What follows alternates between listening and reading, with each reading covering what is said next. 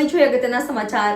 શ્રી કોળી સમાજ મધુરમ ટીંબાવાડી ગ્રુપ જૂનાગઢના સહકારથી વડાલ ગામ શ્રી સમસ્ત કોળી સમાજ ટ્રસ્ટ વડાલ દ્વારા આયોજિત બે વાલી દીકરીઓનું કન્યાદાન સાથ કોળી સમાજની દીકરીઓનો પ્રથમ શાહી સમૂહ લગ્ન સમારોહ ફિલ્મી કલાકાર જયેશ ઠાકોર ઉપસ્થિત રહ્યા હતા। ભવ્ય તંત્રી ન્યૂઝના રેખાબેન પણ ઉપસ્થિત રહ્યા હતા।